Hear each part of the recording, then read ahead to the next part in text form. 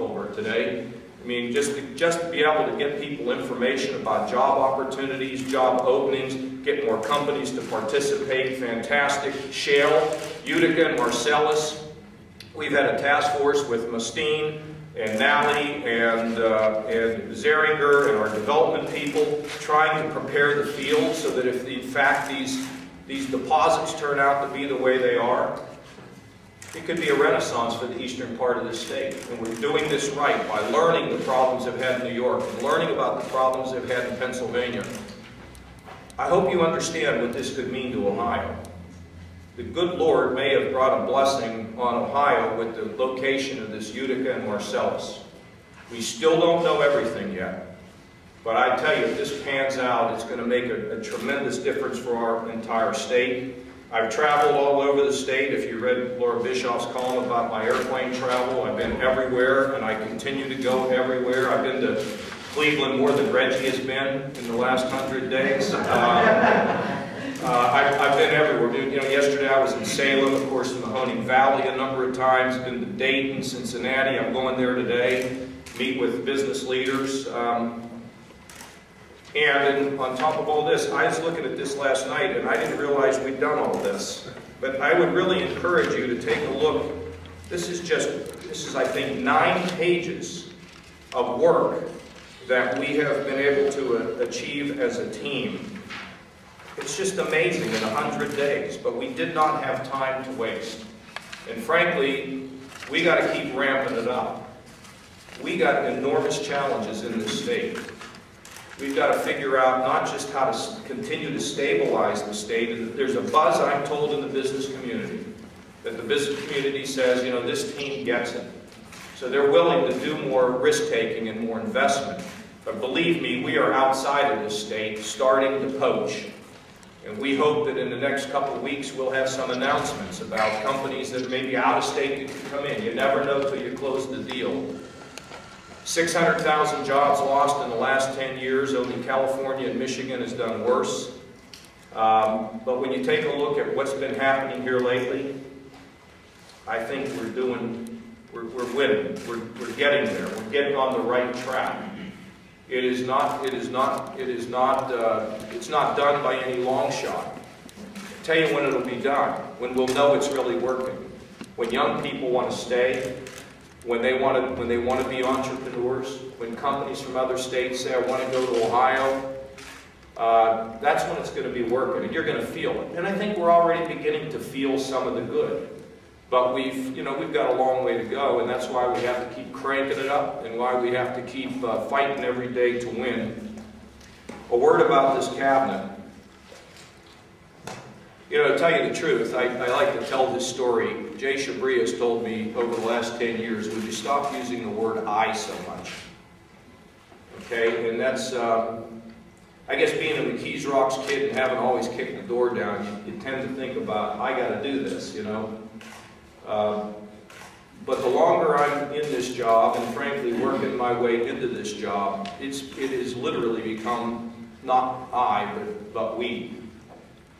I can't do this without this cabinet. I don't even know how we assembled them. I have no clue how we could have been so fortunate as to have people give up their private sector jobs. I mean, everybody's always measuring this year versus the last administration, who got spent what. You know, if I went through and told you how much money these people were individually giving up and moving to Ohio to serve the people here, it's really pretty amazing. I also want to say that I've developed a beautiful relationship with the legislative leaders and the members of the House and the Senate. You know, in the Senate, I've been extremely pleased with the work we've been able to do with Democrats. We've not had that good luck over in the House, but, you know, maybe it'll come over time. But I have to say that working with Batch and with Niehaus, and Batch couldn't be here, he's doing budget. Niehaus's wife just released from the hospital today, a little illness, so, you know, he called this morning, couldn't be here, which is understandable.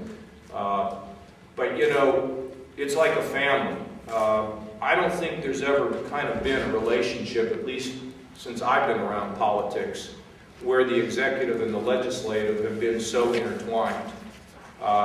Sometimes people will say, well, do you really need to tell them that? I said, yeah, they need to know what's happening.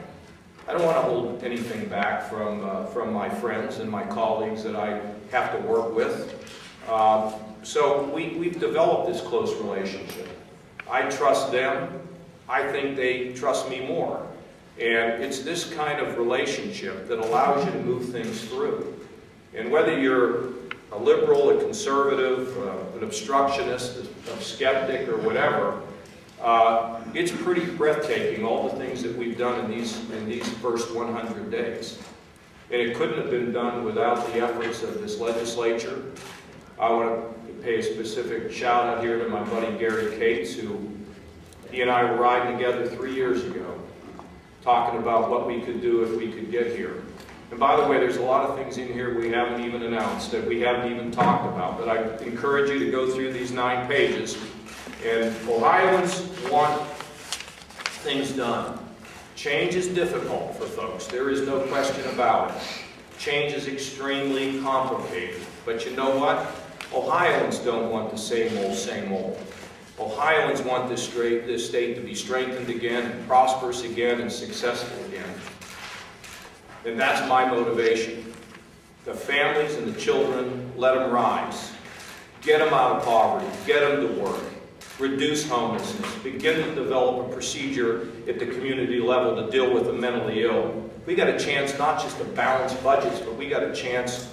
I mean, budgets have never been my interest. It's always the flesh and blood that are behind them that makes a difference for me.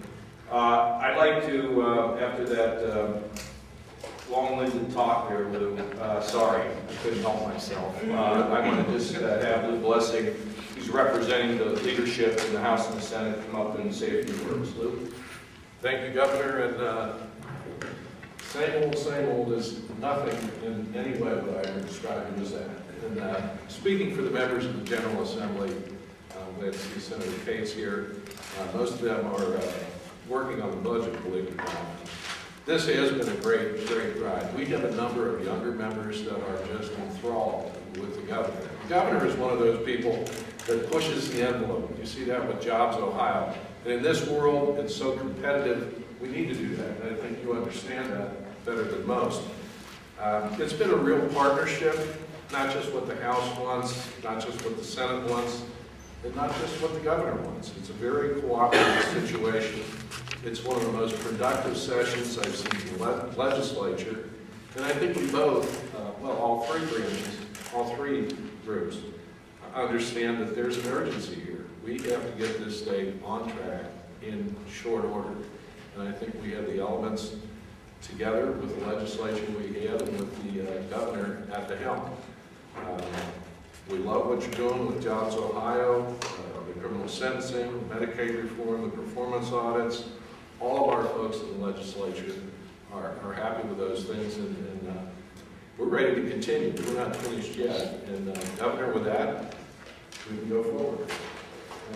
Thank you. Let me just quickly, Colonel Moe, of course, is revitalizing the Veterans Affairs. There isn't any question about it. I mean, they didn't even have websites up at the county level. And he's been figuring out how to draw down some federal dollars, and I call it the Ark of Justice, from the Hanoi Hilton to the head of Veterans Affairs. You ain't seen nothing yet when it comes to taxes. Joe Testa is a wicked smart guy. He knows what he's doing. He has a lot of he's got a lot of things in his pocket that will come out perhaps in the mid-year review.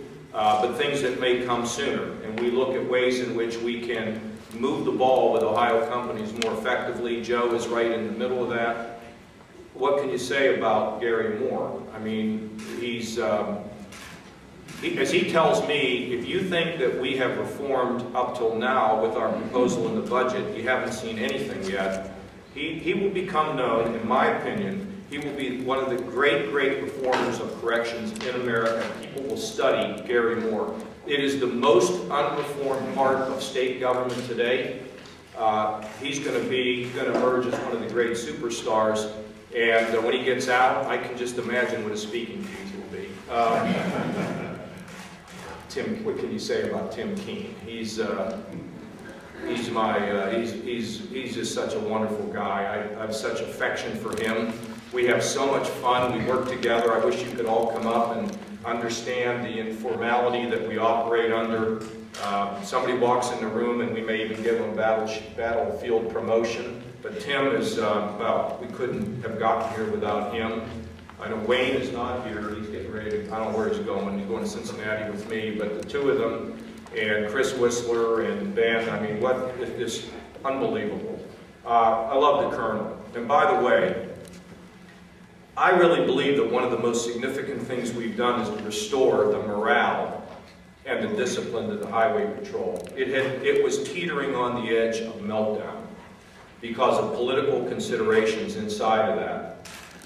The Colonel, along with John Bourne, made a significant difference in the operation of that patrol.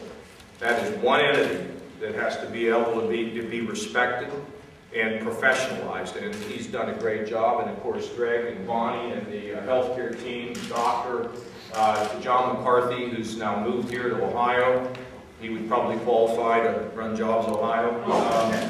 These guys and what they've done on healthcare. And Jim Zeringer is, we're going to have a different state fair this year, but what's most important beyond that is he's involved in the agribusiness, development of agribusiness, rather than just having a guy in agriculture and go out to the fair and clip a ribbon or whatever. He's working aggressively to bring companies to Ohio. I think we're going to have an announcement very soon. Is that right, Jim? And he's done an excellent job, and of course has worked on many projects: Lake Erie, Grand Lake, St. Mary's. You have to go through it all, but I'm really thrilled to have him. And Nally is, Nally's, what can you say about Nally? I mean, we're going to send him up to Cleveland. He's going to be looking around up there for ways in which we can build some office parks up there, clear some land. But he does it all, and he's very smart. He tells people the truth, and they seem to all like him. Buer, of course, we've got a lot of workers. He's going to be the next person on the spot, because we're going to do workers' comp reform in the second half of this year. But Steve has already shown his effectiveness with the decertification of a doctor involved in prescribing massive amounts of opiates. But he's also extremely bright. He's already made a lot of changes inside the Bureau of Workers' Comp. In 1975, I walked into Mike Maloney's office. Many of you don't even know who he is. Chan does. Walked into Mike Maloney's office my first day on the job out of college, and there was Bob Blair. And the director of the Department of Administrative Services is an extremely powerful position, and people don't realize everything that he's doing. I mean, think about the notion that we are going to assess the pay for public employees based on performance. Bob is going to be the leader of that. He's the leader of rationalizing the IT systems and taking us to the 21st century. The guy is he's my dear brother. I met him, 36 years ago, and I love the fact that we're together again. It's pretty cool. So, how about some questions?